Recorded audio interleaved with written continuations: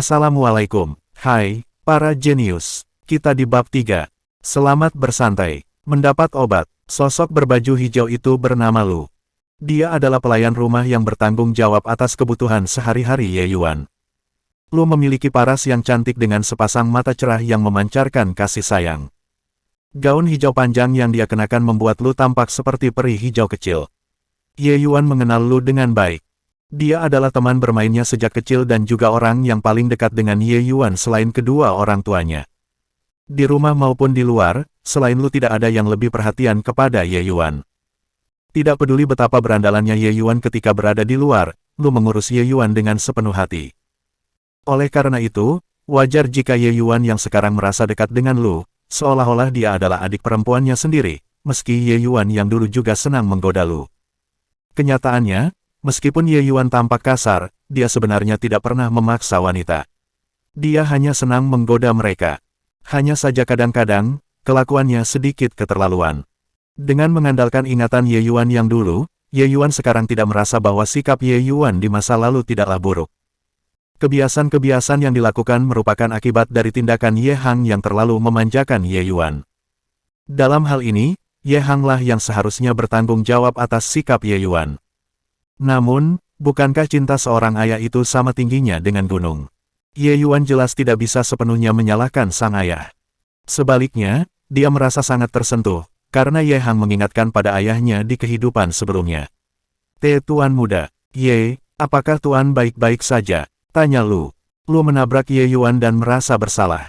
Ketika mendongakkan kepalanya, dia melihat Ye Yuan terlihat penuh semangat dan bugar. Lu seketika sangat gembira. Merasakan perhatian tulus Lu, Ye Yuan tertawa dan berkata, "Aku baik-baik saja. Tuan mudamu ini adalah pria yang sangat beruntung. Setelah berhasil melewati kematian karena racun, di masa datang keberuntunganku tidak akan ada habisnya."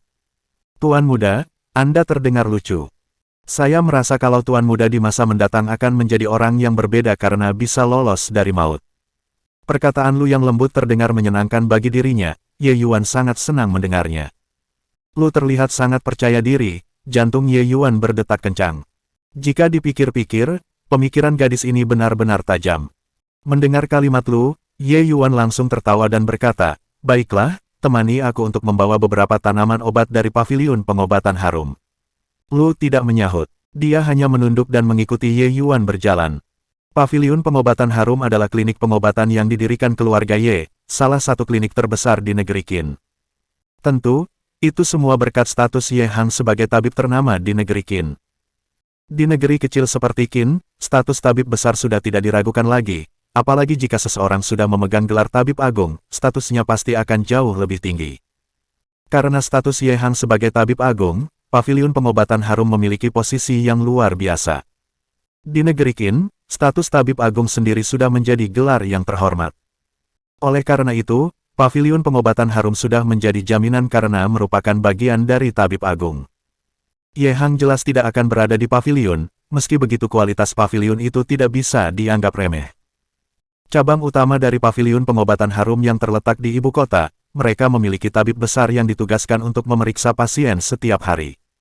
Semuanya tidak bisa terjadi jika saja klinik ini tidak memiliki pengaruh. Ye Yuan membawa Lu ke dalam paviliun dan seketika perhatian semua orang di sana tertarik ke arah keduanya.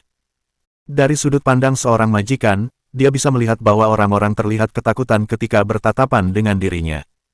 Hal ini membuat Ye Yuan menggelengkan kepala dalam diam, berpikir bahwa reputasi Ye Yuan dulu benar-benar buruk. Bahkan dia membuat orang yang sekedar lewat terlibat dalam masalah. Ye Yuan tidak terganggu dengan tatapan para pelayan paviliun.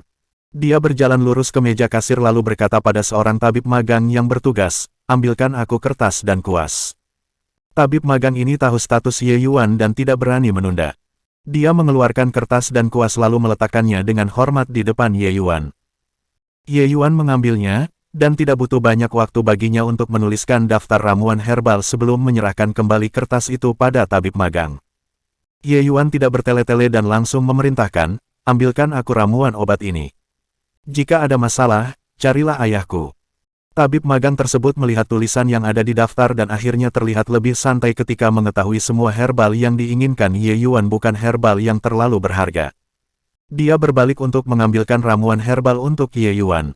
Ramuan ini memang biasa tetapi tidak dengan racikannya. Di kehidupan sebelumnya, Ye Yuan adalah tabib kaisar yang sejak muda sudah mempelajari dan menghafal segala macam formula pil. Pemahamannya tentang ramuan herbal dan efek obat sudah mencapai tingkat yang tinggi. Sebuah tingkatan yang memungkinkan dirinya mencapai kalangan dewa pengobatan. Tabib magang itu jelas tidak mengerti niatan Ye Yuan. Dia berpikir bahwa pemuda manja ini sedang ingin bermain dengan tanaman obat. Sementara tabib magang sedang mengumpulkan ramuan obat yang ada di daftar, Ye Yuan membawa Lu untuk menunggu di ruang konsultasi paviliun pengobatan harum.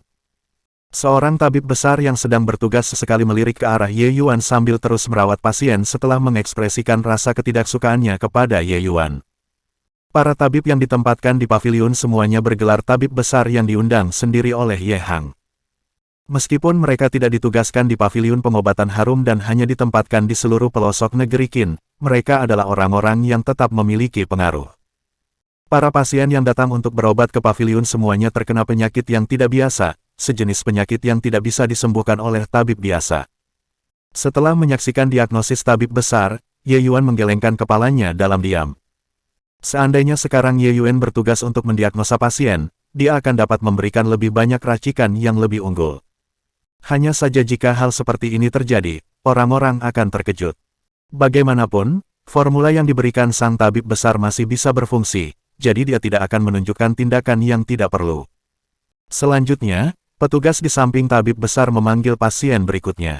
Seorang lelaki gagah maju, dengan kondisi tidak terlihat terlalu bagus. Wajahnya keunguan, sekilas ada tanda-tanda kematian di sekitar dahinya. Dia batuk tanpa henti. Itu adalah gejala keracunan. Sang tabib besar memeriksa denyut nadi dan melihat lidahnya. Dahinya mengernyit, kemudian ia berkata, "Kamu hanya anggota rendah Qi murni tingkat 8.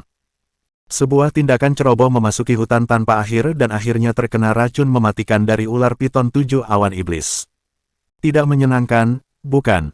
Pria berotot itu tidak tersinggung mendengar tabib besar mencemoohnya. Sebaliknya, ia menunjukkan wajah penuh dengan kekaguman meski tersenyum pahit. Tabib besar yang bijaksana. Saya tidak punya pilihan. Seluruh keluarga saya bergantung pada saya untuk bertahan hidup, jadi saya tidak punya pilihan lain selain menjadi pemburu binatang iblis. Dulu, saya dan teman saya hanya bergerak di sekitar perbatasan hutan tanpa akhir. Siapa sangka, kali ini, kami akan bertemu dengan binatang seperti ular piton 7 awan iblis. Saya beruntung bisa lolos. Kedua rekan saya diterkam si ular. Setelah menjelaskan, pria bertubuh kekar itu menjadi sedih. Ia teringat akan tragedi yang menimpanya. Ular piton 7 awan iblis adalah binatang iblis tingkat kedua, memiliki kekuatan setara dengan kekuatan roh alam penggabungan manusia. Sebagai binatang iblis, kekuatan tempurnya bahkan lebih tinggi dibandingkan dengan manusia. Pria berwajah kekar itu hanya di tingkat ke-8 energi Qi murni, dan sepertinya teman-temannya juga tidak jauh berbeda. Jadi bagaimana mungkin mereka bisa menjadi lawannya? Sudah beruntung dia bisa menyelamatkan diri. Sang tabib besar mengangguk dan berkata, "Kamu memang beruntung." Ular piton 7 awan iblis sangat kejam dan ganas. Sebuah keberuntungan bisa selamat dari ular itu. Racun ini mungkin tidak bisa tertangani di klinik lain, tapi di sini, racun ini bukanlah masalah besar. Hanya saja, kamu harus tahu bahwa ini adalah racun bermutu tinggi, jadi harga pengobatannya tidak murah. Mendengar ini, pria itu tampak sangat gembira. Dia sudah pergi ke banyak tempat pengobatan, dan semuanya tidak dapat mengobatinya. Dia tahu harga pengobatan di paviliun pengobatan harum cenderung sangat tinggi namun dia tidak punya pilihan lain selain datang ke klinik ini. Racun ular itu sudah menyebar ke seluruh badannya. Jika dia tidak diobati, dia mungkin tidak akan bisa bertahan beberapa hari ini. Oleh karena itu, ia nekat memasuki paviliun pengobatan harum. Dia tidak menduga bahwa tabib besar di sini benar-benar luar biasa dan berhasil mengidentifikasi inti masalah penyakitnya dengan hanya sekali lihat. "Jangan khawatir, tabib, saya menabung cukup uang beberapa tahun ini. Awalnya, saya memang tidak berniat untuk menggunakannya untuk mengobati racun. Namun, seluruh keluarga saya hanya mengandalkan saya. Jika saya mati, hidup mereka akan menjadi jauh lebih berat. Selama tabib dapat mengobati racun ular piton 7 awan iblis ini, biaya perawatan akan dibayar penuh." Pria ini terbatuk sembari berkata, "Kekayaan dan kesempatan memang selalu datang bersamaan dengan bahaya. Pemburu binatang iblis adalah pekerjaan berbahaya dan sepertinya si pria berotot sudah mempersiapkan tabungan untuk menghadap saat-saat kritis seperti ini. Sebenarnya, si pemilik klinik Ye Hang memiliki pil penawar racun yang lebih baik dari yang disarankan tabib besar. Namun, statusnya terlalu tinggi, dan sulit untuk memintanya bahkan untuk 1 butir pil penawar racun. Ye Hang hanya berinteraksi dengan keluarga kekaisaran negeri Qin. Dan lagi, harga pil itu juga sangat mahal. Pria miskin ini tidak mungkin bisa membelinya. Setelah mendengar kesanggupan pria berotot, tabib besar juga tidak bertele-tele lagi. Dia memerintahkan seorang pegawai untuk mengambilkan 6 gram daun alur hijau, 6 gram pasir jiwa vermilion, 9 gram inti elang angin besi, dan beberapa daystar untuk melengkapi. Setelah diseduh, minta lelaki ini untuk minum ramuannya. Siapkan 2 set obat lagi untuk dia bawa pulang, tambah tabib besar. Si pegawai langsung melakukan apa yang diperintahkan dengan mengambil resep, dan memberikan obat kepada sang pemburu sesuai perintah tabib besar. Sambil kembali ke posisi duduknya, dia hendak melanjutkan memanggil pasien berikutnya. Sebelum itu terjadi, seseorang memberi isyarat kepadanya untuk berhenti. Oke para jenius, kita bertemu lagi di bab selanjutnya. Semoga apapun yang kita upayakan, semuanya bisa tercapai bahkan lebih dari yang kita harapkan. Wassalamualaikum.